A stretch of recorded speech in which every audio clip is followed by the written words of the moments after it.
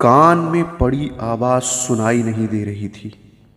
नगाड़े बज रहे थे, घोड़े हिनहिना रहे थे, हाथी चिंघाड़ रहे थे, तलवारों की झंकार से दिल दहल रहे थे, घायल रो रहे थे। चारों तरफ शोर ही शोर था। कोई किसी को पूछने वाला न था। सबको अपनी अपनी पड़ी थी। जिधर देखिए खून ही खून, खोपड़ियां लुढ़क रही थीं। कटी गर्दनों, भुजाओं और टांगों की कोई गिनती नहीं थी।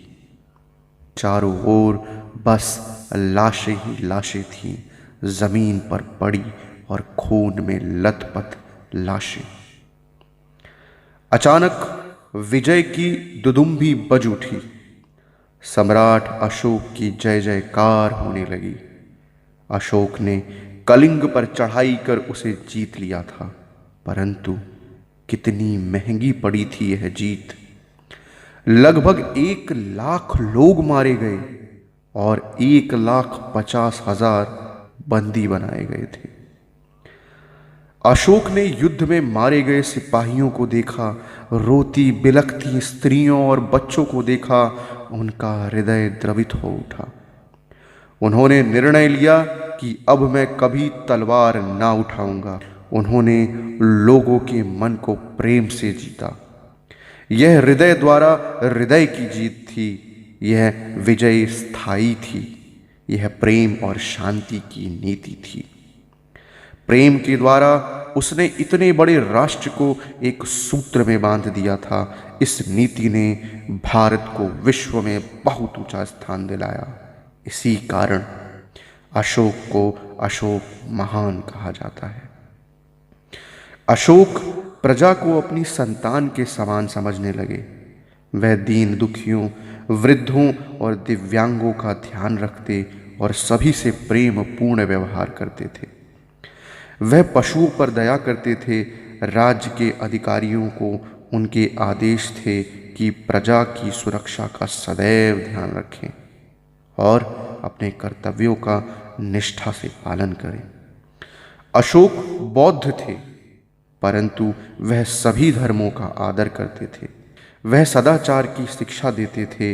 यही उनका धर्म था, जिसमें मन की पवित्रता थी, सदाचार था, वाणी की मृदुता थी, हंसी खुशी रहने वाली बात थी, दयालुता का प्रेम व्यवहार था, क्रोध से दूर रहने की सीख थी, घमंड की मनाही थी और ईर्ष्या से बचाव था। सम्राट अशोक ने बौद्ध धर्म का प्रचार किया। जो बौद्ध धर्म के अनुयायी नहीं थे, उनके साथ भी प्रेम का व्यवहार करते थे। धर्म प्रचार के लिए उन्होंने साम्राज्य से सुदूर भागों में प्रचारक भेजे। इसके अतिरिक्त उन्होंने बौद्ध धर्म का प्रचार विदेशों में भी किया। सिंघल द्वीप, चीन और जापान आदि देशों में भी प्रचारक भेजे। उन्होंने अपने पुत्र महेंद्र और पुत्री संघमित्रा को भी धर्म का प्रचार करने के लिए भेजा। अशोक ने बौद्ध धर्म के सिद्धांतों और उपदेशों को शिलाओं, स्तंभों और गुफाओं में अंकित कराया, जिससे वे जनसाधारण तक पहुंच सके। गौतम बुद्ध के जन्म स्थान लुम्बिनी वन में भी एक लाट लगवाई। हमारे राष्ट्र ध्वज के मध्य का चक्र सारनाथ के अशोक स्तंभ से लिया गया है। प्राचीन भारत के शासकों में अशोक का स्थान बहुत ऊंचा है। अशोक के कार्य अपनी पीढ़ी युग से आगे थे। यदि हम उन्हें युग पुरुष कहें तो अतिशयोक्ति ना होगी। तो प्यारे साथियों, इस कहानी में इतना ही।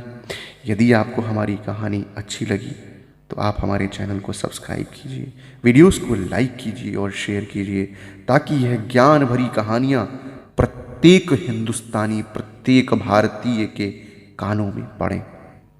तब तक के लिए धन्यवाद।